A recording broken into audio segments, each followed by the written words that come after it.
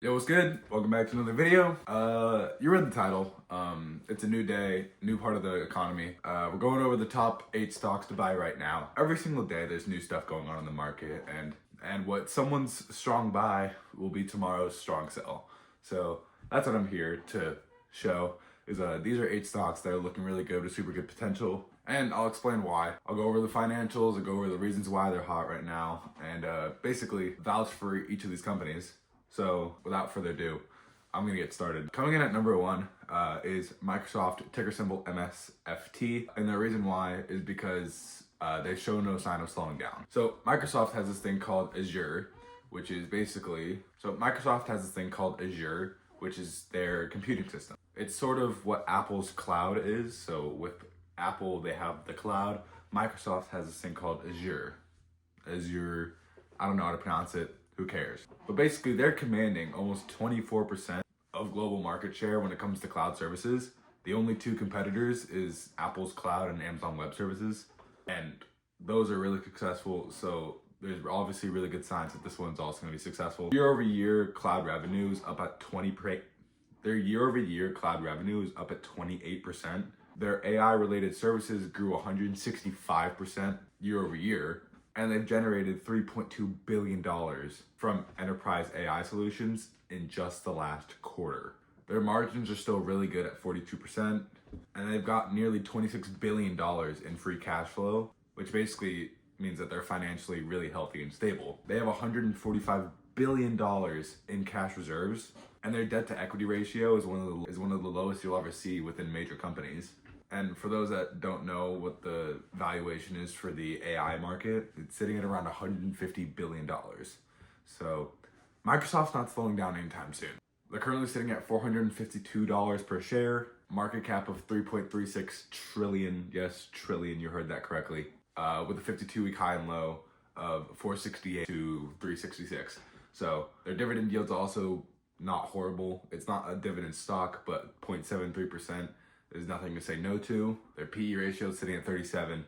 And yeah, Microsoft's just one of those companies that's slowing down, and it does not hurt to throw some money into a share. Number 2 on my list is Carnival Corporation, ticker symbol CCL. For those that don't know what Carnival is, it is a cruise line. You get on a big boat, you take a vacation to the Arctic, to Europe, to the freaking Bahamas. But why are they now? It is that post-COVID resurgence, their demand is up a lot. Post-COVID demand, 50% of their inventory is already sold for 2025, and they have hella bookings for 2026. Their adjusted EBITDA rose 25%.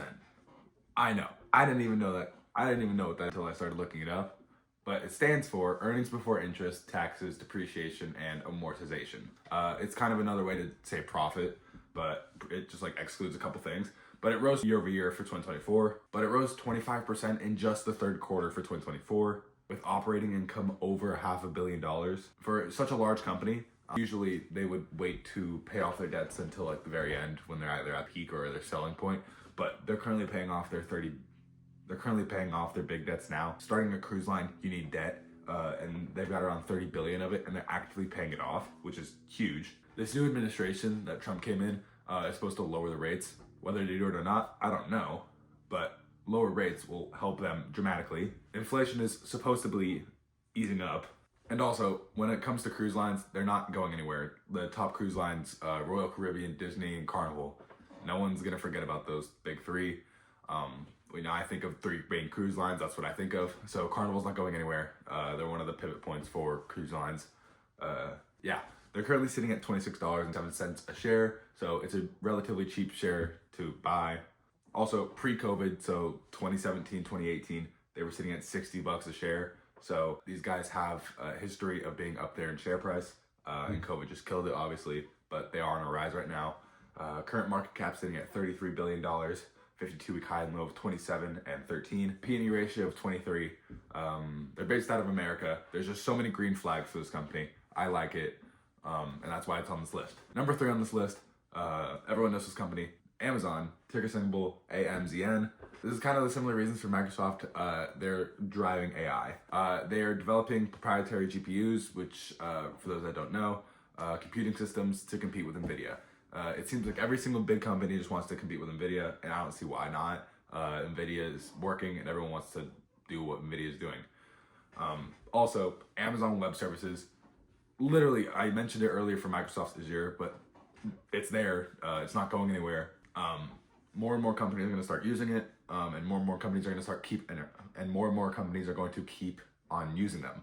They generate billions of dollars every single quarter. Current CEO Andy Jesset predicts that there's going to be a long-term trend of IT spending because more and more companies are going to start using cloud systems. So Microsoft Azure, Apple Cloud, which I don't think they're going to use. I think Apple Cloud's kind of third on the list. And I think number one on this list is Amazon Web Services. Holiday season's coming up. I know it's might be a little bit late, but Christmas season comes up, Amazon rises because people start using Amazon for Christmas. Duh. But basically, they're the leader for third-party sellers. Also, they're one of the leading advertisers when it comes to companies wanting to market their product. When you look at their revenues and their earnings and all that, you see big numbers, and those big numbers aren't going to go anywhere. So AI, cloud systems, and IT spending, it's all going to go up, and Amazon's going to benefit from this. So yeah, that's why they're on this list. They're currently sitting at 58 cents per share, $2.4 trillion market cap, 52-week high and low, 231 to 144. So Amazon's currently at one of their highs of all time for the year. And yeah, I just couldn't see a reason why not put them. I just couldn't see a reason why not to put them on this list. So yeah, that's number 3. Number 4 on this list is Visa. I don't know Visa. We have a Chase card. We have our Bank of America card. We have our KeyBank card. Whatever card we're going to use, lots of the times it's a Visa. And why Visa? We are about to enter 2025. Cash is going out the window. Digital payments is still on the rise. More and more countries. This isn't just an American thing, but more and more countries outside of America are starting to use digital payments. You see China using WeChat. You see America using the cards. Apple Pay, Touch to Pay. You can pay with your watch. And it's just now spreading towards these second world countries that have been using Tender this whole entire time. In quarter 4 of 2024, they processed over $3 trillion, which is a 16% year-over-year increase. International transactions rose 22%. Their operating margins is 67%, and their income margins at 54%. So crazy high margins. And Visa also spent $1.2 billion on blockchain and real-time banking solutions. For those that don't know what the blockchain is, it's how crypto works. Crypto is processed and transactionized through a blockchain, which is kind of just like the universal ledger of all transactions. I'm not too crypto savvy, but that's what I know. Catch me if I'm wrong. But they're making crypto strides, they're making tech strides, and Visa is operating in over 80 million locations around the world. So yeah, Visa, it's on the rise. There's kind of no reason for Visa to slow down. That's why they're currently trading at $314.01 a share, sitting at a $616 billion market cap with a 52-week high and low of 317 to 252. So they're also on the top list. Their CDP score is sitting at an A-, so that's always a plus. Why not? And they also have a dividend yield of 0.75%. I know 0.75% doesn't look all pretty, but 0.75% of $300 is a free $22. All I'm saying is that free $22 can go to a share of Carnival stock. I don't know. Why not? But yeah, that's number 4. Moving on to number 5. Number 5, I have SoFi Technologies, ticker symbol SOFI. For those that don't know what SoFi is, no, they're not just a label that goes onto the Los Angeles Rams NFL stadium, but they're a bank. So lending is lending, borrowing money from a bank, a loan. It's down right now because interest rates are so high right now. But because they're supposed to fall, they're going to start going to the banks and lending more. Which, who benefits from that? SoFi. Year over year, their revenue surged 102%. They're gaining popularity in non-lending services. So what does this mean? Normal bank accounts, normal investing tools, stuff like that where it's not actually just borrowing money from the bank. They're growing in that sense. They've had 4 consecutive quarters of positive income, which just means they're really stable. And also, they are the big label on top of the Los Angeles Rams stadium. So isn't that kind of cool? They're currently trading at $15.95 a share with a market cap of $17.31 billion. Highs and lows of 16.61 to 601. So they're at the top of their range. They're at the top of the range for the year. And when I was going over this, I want to go into JP Morgan. I didn't want to go into Wells Fargo. I wanted to go into SoFi because if you actually look at their platform and what they've been doing, they've been creating such a user-friendly platform. They are reaching a lower generation, like everyone's parents, everyone's moms and dads uses Wells Fargo and JP Morgan and all these old banks for their mortgages, but like for their mortgages, The younger generation, as much as I hate to say it, they're gullible to advertisements, and so that's why they're on this list. So yeah, those are the reasons why they're on this list. That was number 5. Coming in at number 6 is my favorite store of all time, Costco. The only thing I can think of is the whole double chunk chocolate chip cookie and a chicken bacon, bringing the boom, the whole Big Justice thing. That's really funny. That's branding, but besides the point, their renewal rate for memberships is sitting at 93%. So that's crazy. When it comes to subscription-based services and membership-based services, 93% renewal rate is crazy. Their online sales are up 15%, which means their presence online isn't gonna kill. Their presence online is growing. They're not gonna die because no one's shopping in person. In 2025, they're planning on opening up nearly 30 stores, which includes 10 in Asia. So they're not just in America. They're going to Asia and attacking a whole different market. The Kirkland brand generated $65 billion worth of sales, which is up 12% year over year. And their reliable revenue is showing double-digit earnings. And they have a forward P&E of 59x, supported by reliable double-digit earnings growth. So yeah, Costco, in terms of wholesaling and e-commerce and just normal commerce, they're leading the way for all of it.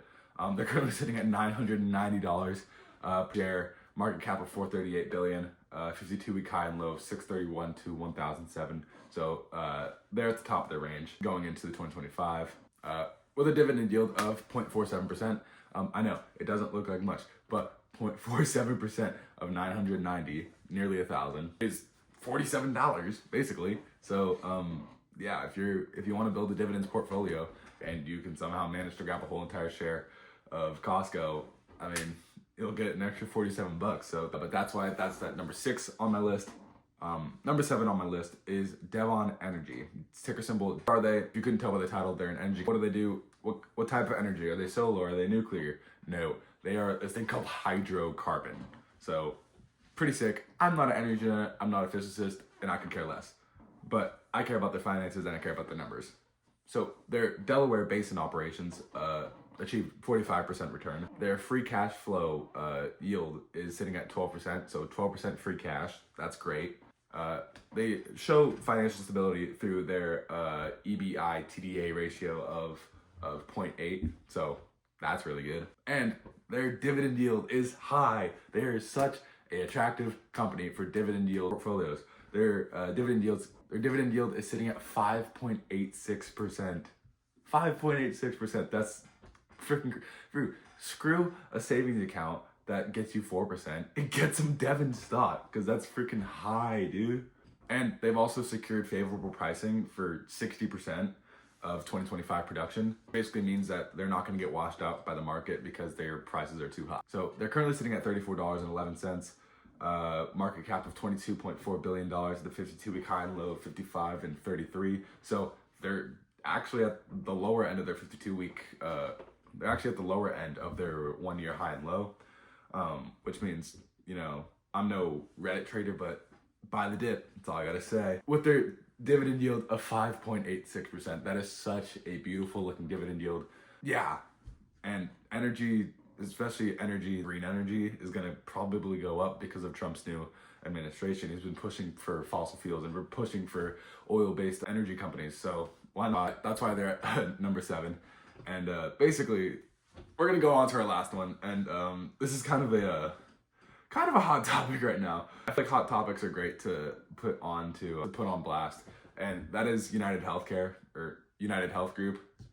I get it. I know we're not dumb. We look at the news going on. Let's ignore that, because I know it's bad rep, and I know it's not good to be glorifying it. You know, rest in peace to the CEO, and I hope that he gets the justice that he needs. But besides the fact, let's look into the numbers. They've reduced their administrative costs by $2.1 billion, and this is because of digital initiatives. So when you look at really large companies that are really old and have been there for a long time, they like to be really paper heavy. They like to keep all their documents paper. But when you move on to digital technology, that where your customers can actually manage their services through an iPad or through a laptop screen, you don't have to keep binders and papers and all that other cost. They've added 2.2 million new members for 2024. So in total, they have around 52.5 million members. So that's nearly 15% of America. So it's pretty high. In terms of the healthcare sector in America, they are the leader. They are the number one. And they're expected to grow 8% annually through 2028. So they're set to lead the nation in healthcare for the long foreseeable future, 3 years. It's about to be 2025, so 3 years. For 2025, they're expected to have a 13% increase in growth. They're currently sitting at $517 per share with a market cap of $476 billion with a 52-week high and low of 630 to 436. They're actually right in the middle of their 1-year high and low. So you can't say that they're a falling company. You can't say they're a recently rising company, but they're also a company that's under lots of media press right now. So call it unethical, call it what you want. I'm just here to provide what I think are good companies to take a look at for investing. So yeah, they're on the 8th spot for this list. And yeah, that's my 8 stocks. If you enjoyed the video, like, subscribe to do whatever the heck you want. If you like more videos, comment down below what companies you want me to look into, and I'll talk about them. But yeah, until then,